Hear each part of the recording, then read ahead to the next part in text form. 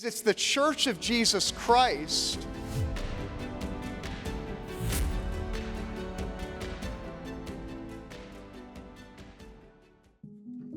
Now, how did he get there? Tom DeRosa of the Creation Studies Institute, CSI, has dedicated his life to teaching God's truths. He and his team are working hard to counter the prevailing atheistic ideology that flows out of evolution.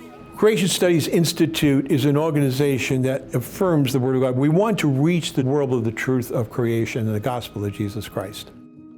In our schools today, kids are being taught evolution, being taught things that are hypothetical, things that just, we kind of have the evidence, but when you look at the evidence, they're looking at it saying, wait. So they start questioning the rationality behind this. There is part of us that's saying, how can we come from chance? How can we come from random happenings? God is a God of order. He created an orderly universe. Science supports this kind of universe of law. Once we dismantle that, we take it away, then we have chaos and everything goes. The Creation Studies Institute holds various events to teach little children, college students, and others about God and the idea of intelligent design. We have students here who are learning about God's creation. We want to make an impression upon them. They have to see that God and creation is connected, that science is God's. Science and God come together, and that's what this camp is all about. All the exhibits here at the Creation Discovery Museum center on evidence that supports God as a creator. Over here we have a display of an Ice Age herd of mammoths. Now the Ice Age occurred, we believe, from the worldwide flood. We believe the worldwide flood gave us conditions to have an Ice Age. These are fossils that come from the northern part of Brazil near the Amazon. That's a fish, perfectly preserved. It speaks of a worldwide catastrophe.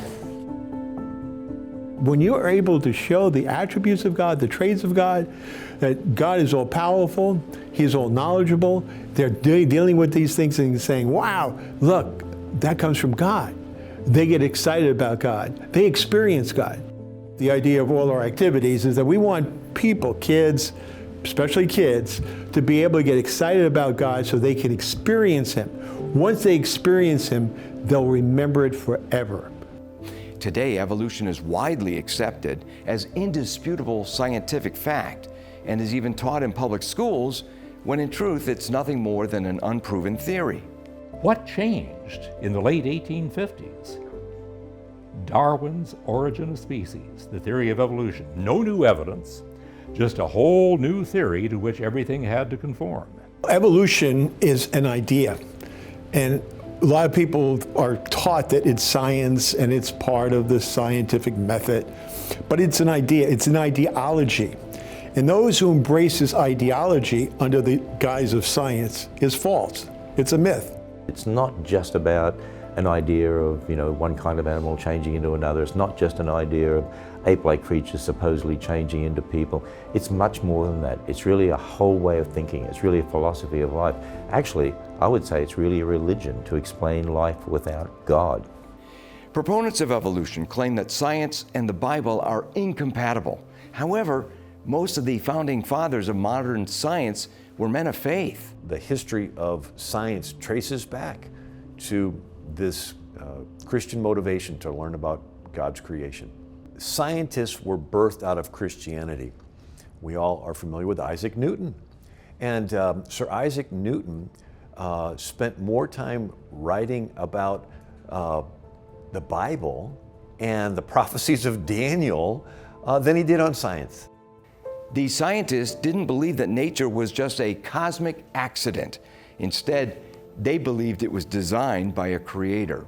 Science arises out of Christians who believe the universe is understandable because it's created by a God who loves order and beauty and who made it the way it is and made it in a way that we can understand it. All the early Renaissance scientists that you're reading about in your textbook, textbooks in astronomy were strong believers in design, such as Copernicus and Kepler and Galileo and Isaac Newton, Boyle and Maxwell. All these were strong believers in a designed universe. And it's only recently that that trend has changed. These forefathers of modern science noted that much of the evidence for creation can be found all around us. When we look in terms of the earth, we see that there is order. We see that when we look at the rocks, when you look at the earth's crust, most of it is sedimentary rock. How did that sedimentary rock get there? That sedimentary rock, we believe, was caused by a worldwide flood. The Bible points to that very clearly. When we look in terms of the idea of man himself, man is extremely well endowed, gifted by God. He literally can think, he has emotions, he has a moral conscience, he's able to be creative. We look in terms of the idea of the universe, the idea of planets and the idea of stars and the idea, Isaac Newton said, hey, how could this happen? There had to be an intelligent designer. When we look in terms of the laws of the universe are carried out here on earth. They're the same. So as we study the universe, as we look at the heavens, we see the order. We see a God that created things. As we study the earth, we see that God has been there. While evidence for creation abounds, many point out the gaping holes in Darwin's theory, like the fact that the missing links are still missing, or that the chance of life just spontaneously arising out of non-life is virtually nil. Dr. DeRosa is a really good teacher. He's like way smarter than I ever thought like anyone could be. Tom DeRosa and the Creation Studies Institute continue to do the important work of rescuing these younger generations from the grips of Darwin's dangerous ideology. How did this fish meet its demise? I've been learning a lot about creation and just how wonderful God is. Dr. D. James Kennedy, the founder of this ministry, believes so strongly in what Tom has been doing that he decided to adopt CSI as part of our mission. Tom DeRosa's work is on the cutting edge of one of the most important issues of our time. I believe so strongly in what he and his colleagues are doing that I have made an important decision to announce the national launching of the Creation Studies Institute, spearheaded by Coral Ridge Ministries.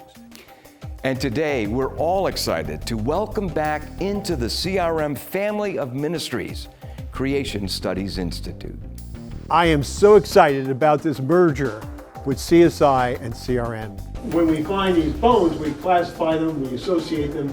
If you don't have parents that raise you with the idea of God, you're going to fall into this atheistic paradigm.